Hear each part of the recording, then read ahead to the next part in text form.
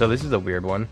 I know two of the three of us are not at our normal sites, as you can tell. I didn't remodel my office as a hotel room, even though it might look that way. It looks better in your office.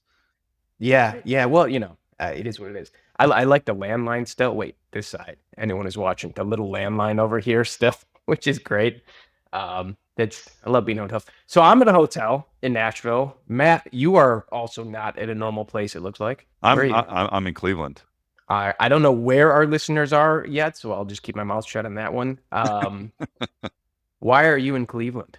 I am at ASAE, which is the American Society of Association Executives conference. Can I tell you a little secret? I don't know why I've never been to this conference before. It is a party. Nobody is here to actually do CE or learn anything. They're here to be on the exhibit show, drink, eat, and get swag. There's literally a Build-A-Bear station. I'm gonna need you to like circulate a picture of you building a bear. Like I put it didn't on do Build-A-Bear. LinkedIn or My kids, something. I've done Build-A-Bear too many times with my kids, but I was just like, I walk into it, I'm like, where did I just show up? What is this place, and why have I never been before? You, Doug, So you're somewhere. Man, nothing gets by you. I am somewhere. As is Emily on this one. Yeah, I just touched down in Nashville a little over an hour ago for ZeroCon. ZeroCon, but it's you're in Nash Vegas. I am. I've been several times. I think this is 3 or 4 on the year, and at least 1 or 2 left. So I'm nashed out, one could say, for 2024. But nonetheless, it's exciting. It's supposed to be a pretty big event. It's still getting slapped together, the whole production aspect of everything. So I gotta run actually not too long from now and go do some kind of sound check, walkthrough thing for tomorrow. So that'll be interesting to see how that plays out. But big production nonetheless. In the lion's den, one could say, since we are the unofficial Sage Intact podcast being Yeah, at doing some ZeroCon. You're kind of like 007 work. Yeah. you're kind of cheating on us or something like that. You're at the ZeroCon. I Behind don't understand. behind enemy lines. Hey, you know what? Whoever writes the check. That's it right there, baby. Whoever writes the check. There's so many things I could say about that, but that makes perfect sense for you. So I'm Yeah.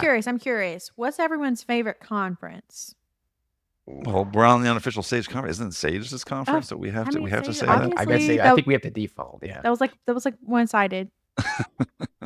Now we say, now you both know that if he's in Nashville, that's the #1 bachelorette destination in the United States.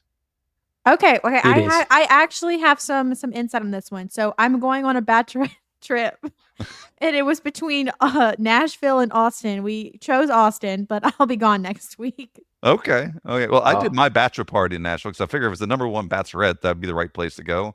So that is where I went for my bachelor party. Which we're Emily, not I gonna thought talk about. you were gonna hit the trifecta with the bachelorette location. So Nashville, Austin, and Miami. Those seem to Boom. be. My wife has gone through a slew of them over the last decade, and it's always one of those 3 cities every single time, like a broken record.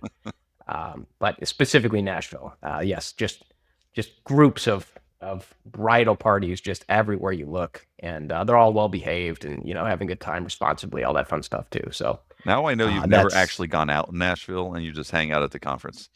Yep, I never leave the conference. My hotel room, my one wing of this hotel room that seems to just keep going. I'd love to show you, but it keeps going. Nonetheless, so conferences, we're going to draw some. I want to kind of flip back a little bit. Start with you guys to draw some from the last main Sage conference. Some of the content that came through there. Some of the stuff that Aaron Harris was talking about coming up this year. Release dates, all this crazy stuff. A lot of it's really centered around like AI, all that cool stuff. But wanted to hit some of the more, I'll call it current pieces as of this recording that Sage is up to, what they're trying to roll out, what's going well, what's not going well, kind of where the industry's rolling. And then, of course, the big gorilla in the room that everyone seems to throw around, artificial intelligence, AI, where we think that's going to go, how Sage is trying to roll that out, what they're doing, all that cool stuff. So Aaron Harris, for those who have no clue who that is. Emily, do you want to tell people if they don't know who Aaron Harris is? Who is Aaron Harris? If they don't know, I don't know. Well, okay, I'm gonna give you a shot. I'll give everyone. This is your one shot. Take a listen to this podcast, and then after, if you don't know who Aaron Harris is, then I mean, you really there's no coming back from that. So Aaron Harris is Sage's CTO, Chief Technology Officer, and he's responsible for rolling out all of these new and creative things that Sage is rolling out. So I believe he came from Intact, and then when Sage acquired Intact, he obviously rolled up into Sage. He is probably one of the best speakers that I've ever sat in on. I mean, he really takes these large accounting concepts, like it has to do with AI or it has to do with him building this technology, and he dumbs it down in a way I think is just understandable for everybody. But Matt, you were there Las Vegas, so what were your thoughts on that? Well, I'm gonna take a quick step back, and I'm not gonna fanboy too much on it, but Aaron Harris was actually, I think, like number 5, or he was one of the first employees of Intact, and he built the code that is Intact. In fact, I think there's still something like 10 to 15% of Intact code that was his original code that's still in the product today. And he was really the driving force around it with Dan Miller. I don't want to take anything away from that side of the house, but it's a testament that Sage purchases Intact. Aaron Harris is the CIO, CTO of Intact, but then this global company, Sage, right now I think 2.6 billion in revenue, $4 billion valuation, elevated him right into the global CTO role because of his knowledge, skill set, and understanding of the entire ecosystem that is finance software. And you're absolutely right, Emily. I mean, you're talking about a guy that just he can deliver complex information around technology in a way that us measly accountants can understand it. And that's special.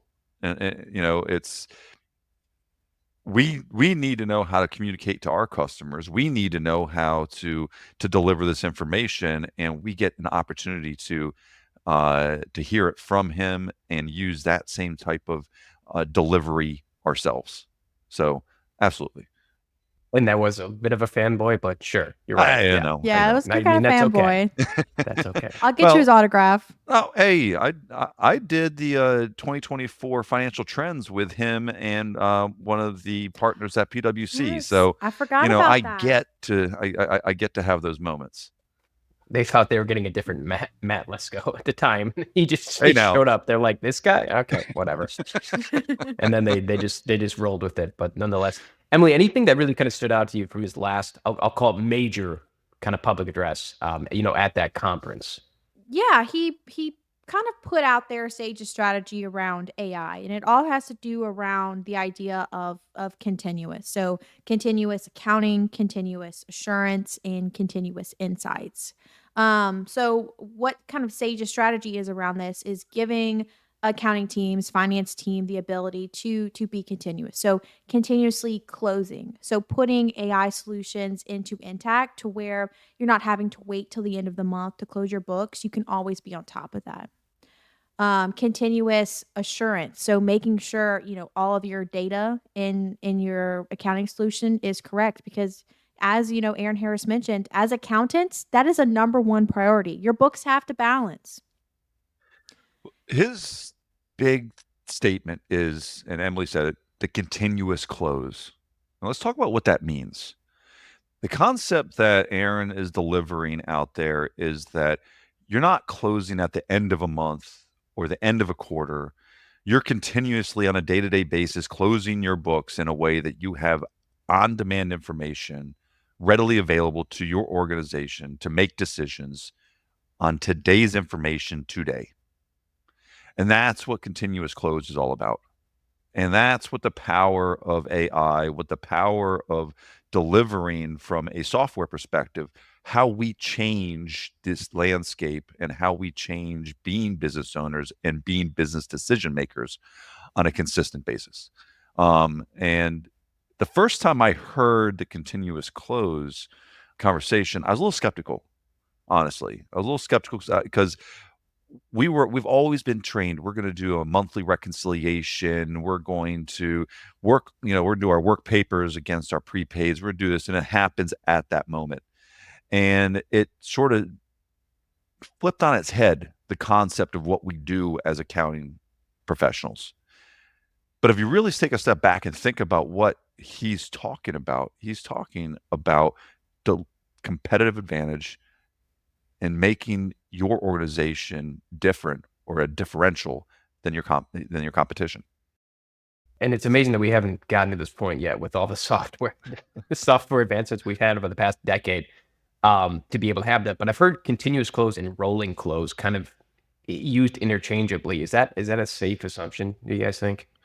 I would think. I've actually haven't heard the rolling close as much. It's so I don't have as much insight from that side, but I would make the assumption that it's pretty similar.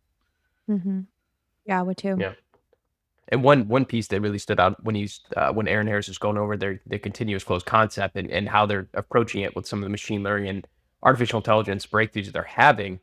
I have just a garbage memory, but this really kind of stood out to me for whatever reason. It kind of stuck with me in the sense that they polled 1,000 finance leaders, and the most common response they got is 25% of our entire team's time goes towards the close, working towards that close. Yeah. So if you can free up 25% more time from your finance team to focus in other areas to drive revenue or increase efficiencies, outside of that close, I mean, what could that do for the bottom line of the business or from a growth perspective for that business?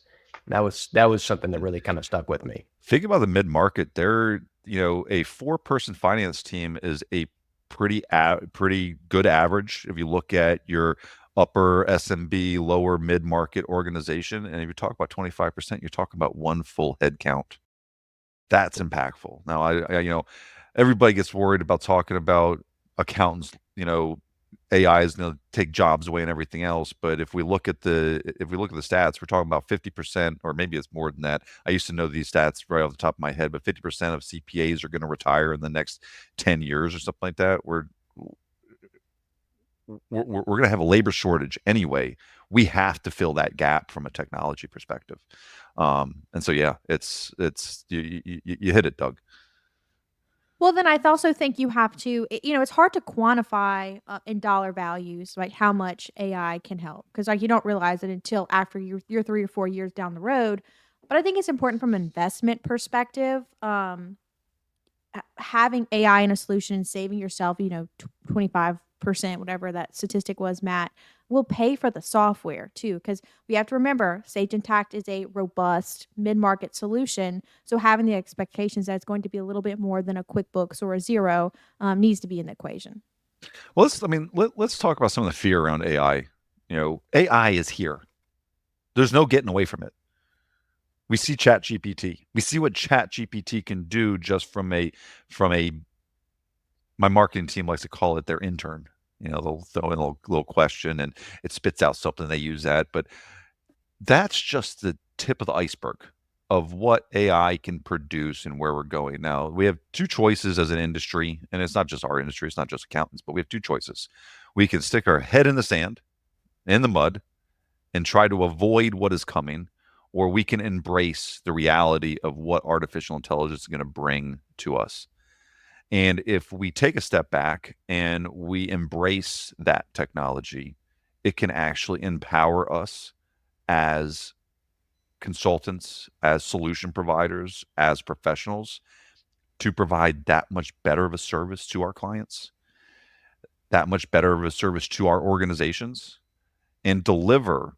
Remember, we all talked about CAS. I know we have the acronym thing going on, but when we talk about client advisory services, the key word there is advisory. We want to produce high-level information to our client base, to our stakeholders that matter. And if we're not embracing the technology that's coming through the door, we're not doing that. We're not delivering those services. No, I agree. And by the way, I go to a lot of these conferences, talk to a lot of firms. There are some people that are predicting this end all be all. We're never going to need accountants again thing. That couldn't be further off base from what's actually playing out in reality. The need for human capital and intelligent professionals is never going to decrease in this profession.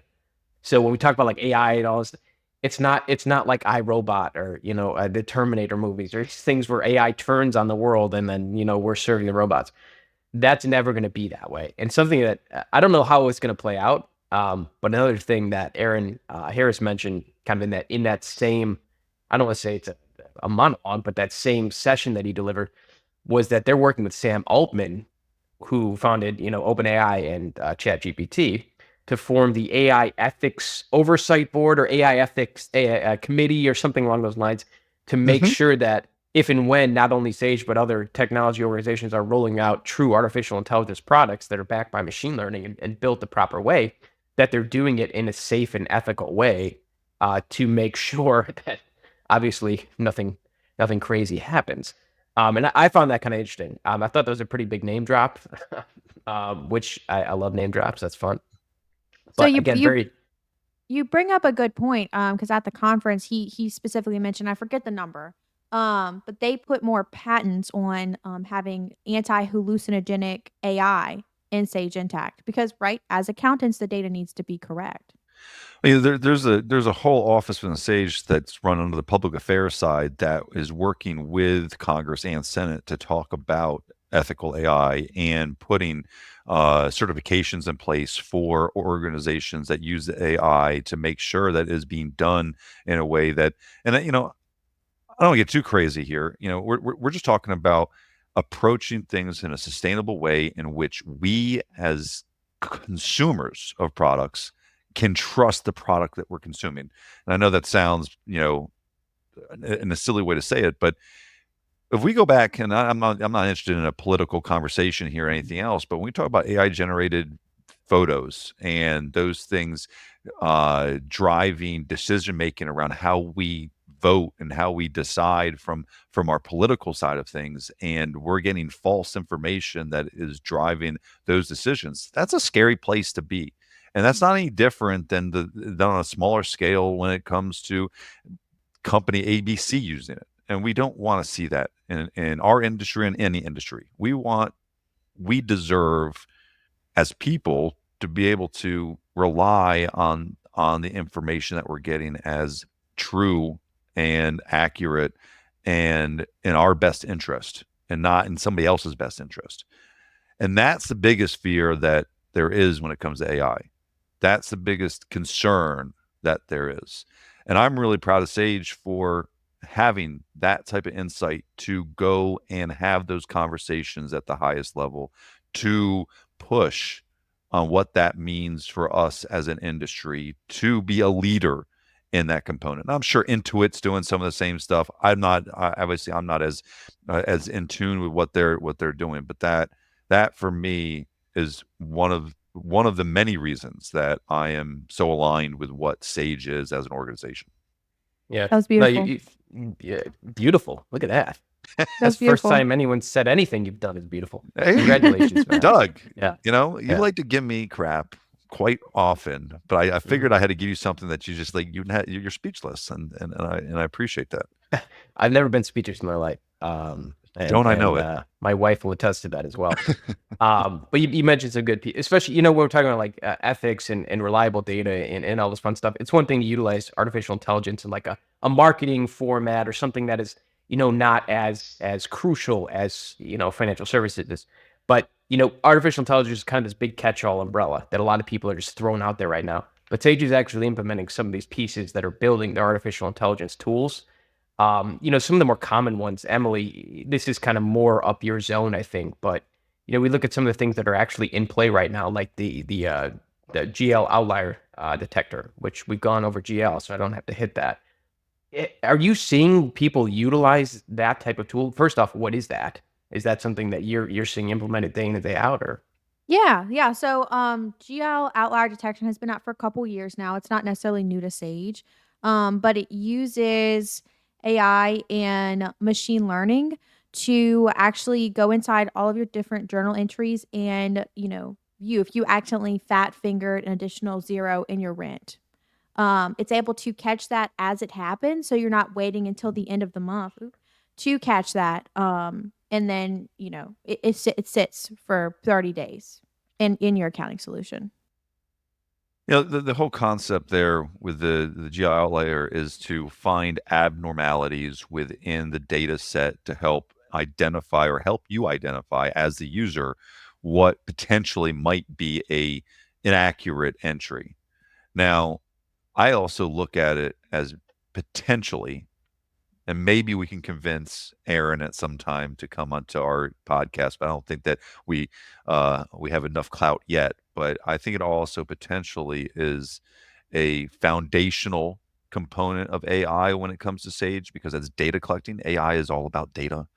Without data, it doesn't really work. And by having that GL outlier, and if you're in Sage Intact, you can turn it on and turn it off. And I suggest everybody turn it on. But the more information going into the AI product, the more data is being developed and information can come back to us as users of Sage Intact. And so my assumption, and I have no basis of saying this, but my assumption is that GL outlier component of AI is what is going to allow for the rest of the iteration of AI into the product to be successful, because it is the baseline. It sees everything. If that makes sense. It does. And Emily, your example of if you fat fingered an extra zero and it'll catch it and bring it to your attention. I think that's kind of the point of the whole ethics around artificial intelligence, especially in the financial services world, is it's going to find abnormalities, bring them to your attention, but ultimately you are going to have to choose what to do with that information. And I don't think we're at the point yet where it's going to both identify abnormalities and try to fix it on its own without any human, intervention or interaction. There's a lot of kind of goofy things going on in that world, but I don't think we're quite there yet. But that's just one example of stuff they're doing. I know like AP automation is another kind of big one that we're seeing out there in play. Matt, is that something that you deal with at all? I can guarantee you that every one of us partners have dealt with the AP automation. It's I don't want to say it's a brand new, but it's a newer module within what Sage is doing. I think it came out of, Emily, did it come out of the Lockstep acquisition, or was that separate? I think it was separate, but it is recently. I would say probably within the last year. Yeah. And it really marries the concept of kind of like what a Bill.com or a Ramp does, but also brings it into the PO capability of Intact with artificial intelligence that it learns how the coding happens. So the same vendor keeps happening, the same, it's going to pre-code. But the human intervention is the important part, right, Doug? It's not going to sit there and just automatically push it through without anybody saying, hey, yes. But instead of us being the submitter, the enter, and the approver, it allows us to be just the approver. And that takes away multiple steps. Sorry, Emily, go ahead. No, I'm saying the interesting thing, at least to me, about AP automation is it scans, Sage Intacct scans millions and millions of AP bills a day. And it goes into this, I call it in my brain, like a central file room, if you will. And it accumulates, if it gets 50 million AT&T bills, then it knows how to code AT&T bills. So that one's probably going to be most likely right. Now, if you get a invoice from a Joe Smo down the road, it'd probably have a hard time, coding that one. But I say all this to say is AP automation inside of Sage Intacct is not HIPAA compliant, and I think that's an important piece of it. I think it will be one day, but since it does have that central database, a central file room, it can't be HIPAA compliant. Well, I think the key here is even with the Joe Schmo, if you use Joe Schmo vendor consistently, it will learn. It will. And it only takes 3, 4, 5 of the same vendor bills to come in the system for it to learn. And that's really the power that you're talking about with it. So we're seeing the AP automation module with Intact being bought more and more frequently on every deal. And it's, I probably would say that a couple years ago when we started, when it came out, it was like 1 out of 10, 1 out of 20 deals we'd see it. And now it's being talked about in every deal and probably purchased in 50% of the deals easy. Now, are you finding that at a certain level of transaction No. or like a certain market, or just like you're talking agnostically across everything?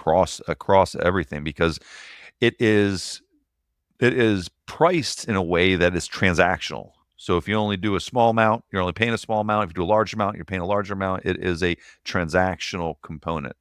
Now, what I'm interested in, and I haven't followed too much, is that there was this whole concept that Aaron Harris had around Sage Network. Now, I don't want to get things mixed up. There's the idea of Sage Network, which is a concept of an API platform that plugs into every Sage product. Forget Intact, but across the board, you can integrate any third-party product into this one Sage Network, and it flows into any of their products. But I remember there being talk about, maybe they didn't call it Sage Network, but the concept that we were going to have connected vendors, that if if your vendors wanted to get onto this Sage Network, they would then be a trusted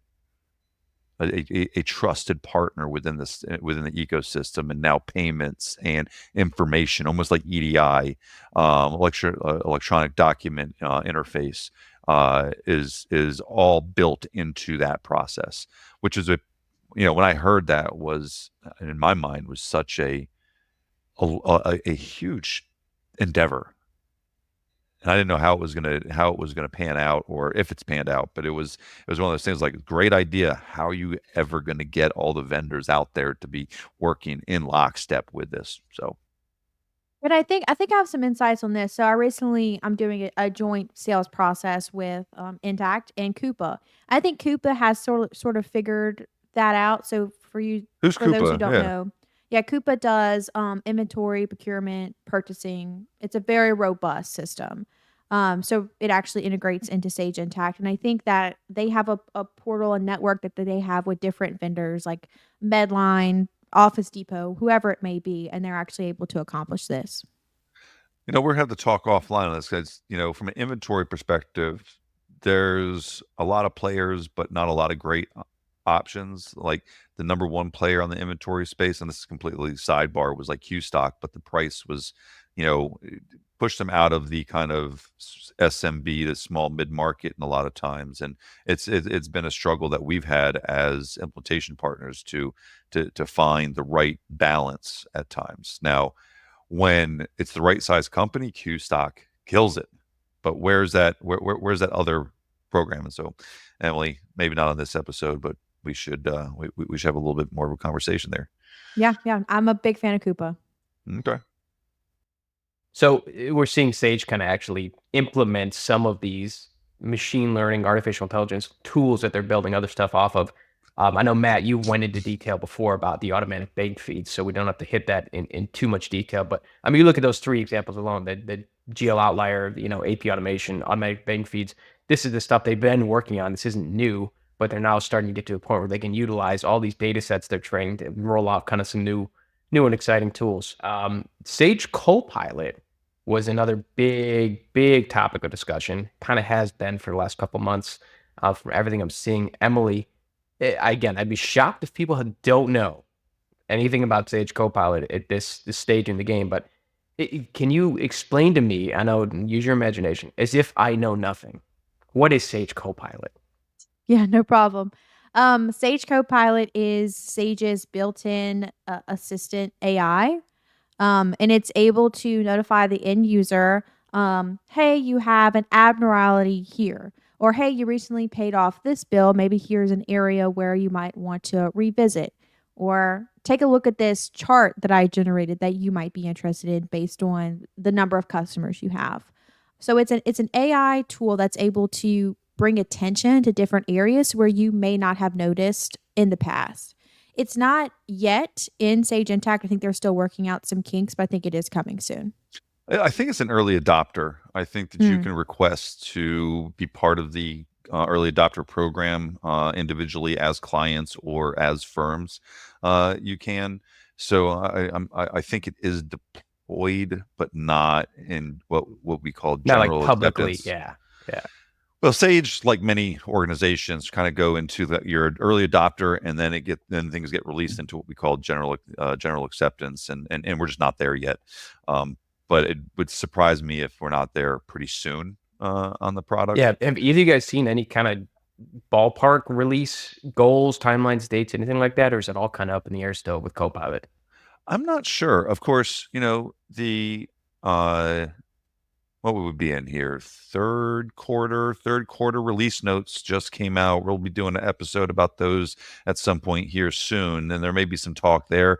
I haven't had a chance to dive into exactly what was distributed from those release notes. I know that it's a major push for Sage on the Copilot side. I also think that it's in partnership with Microsoft. I'm pretty sure the Copilot is a Microsoft, I don't want to call it integration, but a Microsoft partnership in which it was driven from Microsoft's, I think, Copilot. Yeah, they have their own. They are literally Copilot. So yeah, Sage is essentially just feeding off that backbone. From what I can tell, I don't know. I'm an idiot, so who knows? Well, if you saw it, there's an announcement of a much deeper. I shouldn't say much deeper, but a increased partnership with Microsoft. I think we saw Mark Hickman mention something about this, and some of the people out of the global partnership offices talk about sort of where it's going from from that Microsoft partnership with Sage. So there continues to be heavy investment there. And people forget Microsoft's been doing this for decades now. Because you guys remember when, I might be dating myself a little bit. Remember when you log into a Microsoft product and you got the little clip comes up, the little paper clip? It's like, hey, are you trying to write a thank you letter? Hey, are you trying to write a resume or whatever? And it gives you all these little recommendations. So they've been in the game for a while now, and I hope Sage has a nice little avatar like that, because that would just be hilarious to see from my perspective. But no, I think they do. I think they do have a little Copilot small avatar. head people. Yeah. Yeah. Is it as cool as little Clippy used to be back in the day? Clippy is top tier. Yeah, that was the original. That was the OG. People forget about him, but nonetheless. So we can start to wind down, because there's so much garbage talk out there about artificial intelligence that people don't need to hear too much more of it. But Emily, I'll shoot it over to you. So just big picture, artificial intelligence in the accounting sector. Sage, not Sage, whatever. What do you think is really going to happen in the next 1 year, 3 years, 5 years? Oh, okay. So I think we're going to see an increased adoption of AI across the board, whether that's accounting, finance, marketing, whatever it may look like. I think we're going to see more and more companies come out with anti-hallucinogenic AI, because, you can go on Facebook and you can see pictures of Jesus holding up a sign that says, I fought in the military, with like 6,000 dogs next to him. And you still have people commenting, that was happy fake? birthday. Yeah, that was fake. Yeah. They should have known that was fake. Go back to church, Doug. Yeah. I think I literally saw that one today, and I think my grandmother commented on it. That's why I'm bringing it up. But we're going to see a lot more adoption. We're going to see a lot more anti-hallucinogenic patents, things come out. I don't think people need to be scared of AI. I think embrace it. And I think I'm going to take a quote from Aaron Harris here. He said something along the lines of, you're not going to be replaced by AI, but you're going to be replaced by someone who knows how to use AI better than you. He does like that line. That. He does like that line. Well, it's a good line. It's not broke. Don't fix it. Matt, pie in the sky here, artificial intelligence in the accounting world, 1 year, 3 years, 5 years. What are you seeing?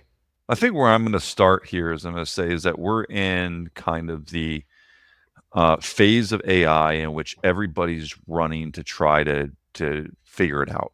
So your big four are deeply invested in their own AI products, but you go downstream, you have startups, you have everybody is trying to figure out to be the next big thing.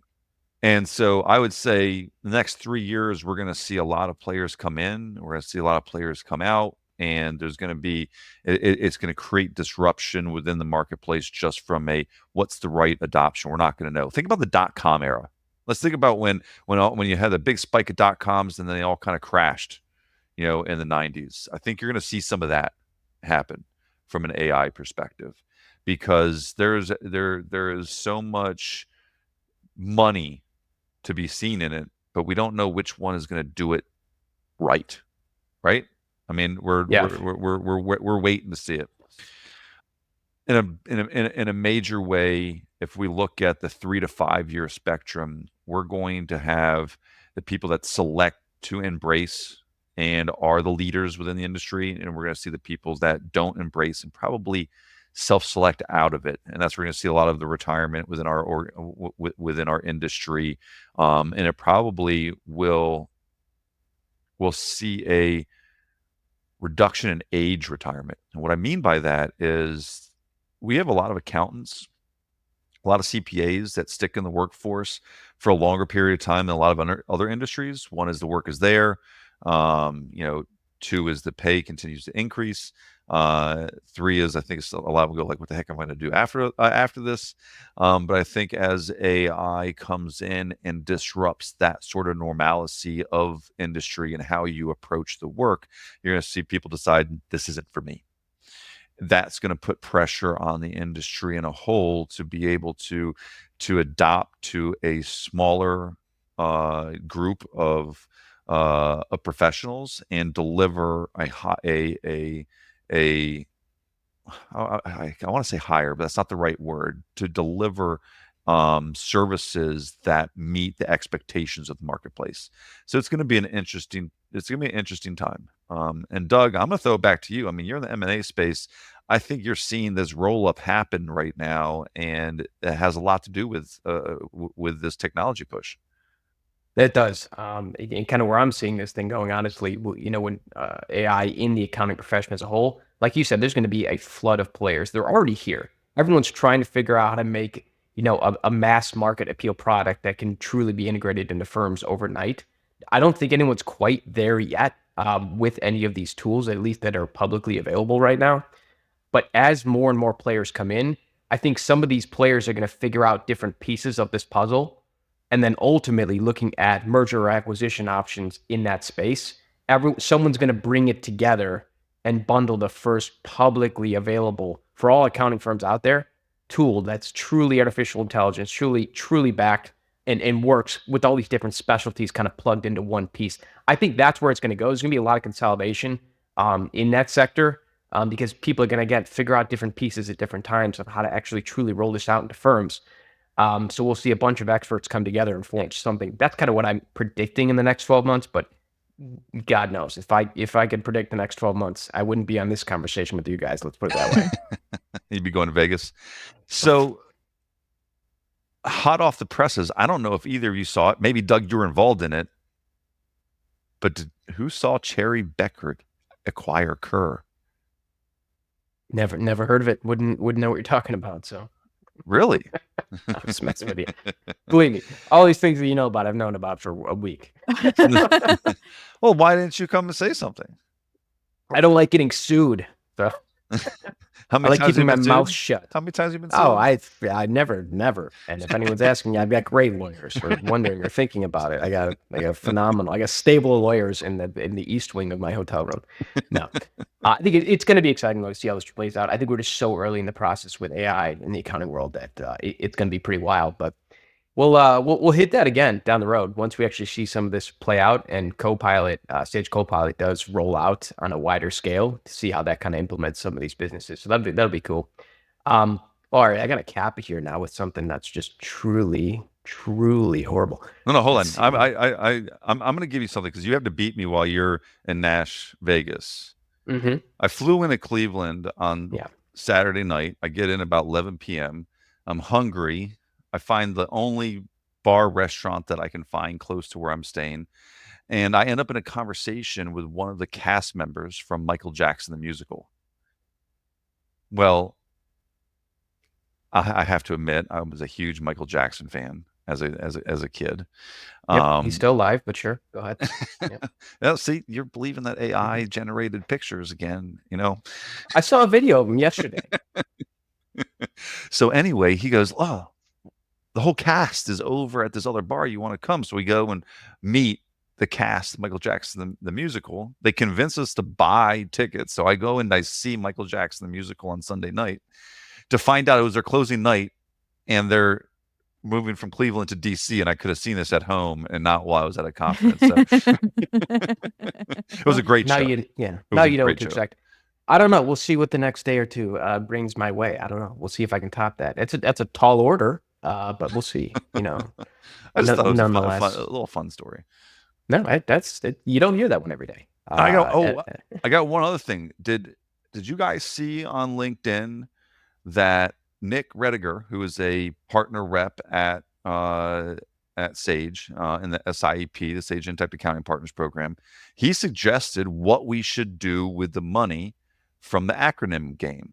Oh my gosh, I didn't see that. What do we got? He suggested that we should donate it through Sage Foundation, which I thought was an amazing idea. I know we're not giving it to a listener, but we might not have enough listeners to make it fair anyway at this point. But I thought it was a great idea. I had one of the members of my team on the marketing team tag in Sage Foundation and a guy by the name of Will Kaufman at Sage, who ran Sage Foundation, to see if we couldn't get them to have a little bit of fun, and maybe we can bring them on to this show. Oh, that's lovely. I think they do a match too. I think during certain times of the year they do matches. Yep.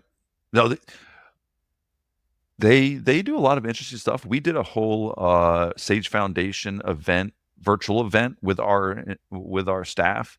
It's called Chimpanzee, like a chimpanzee, but chimpanzee.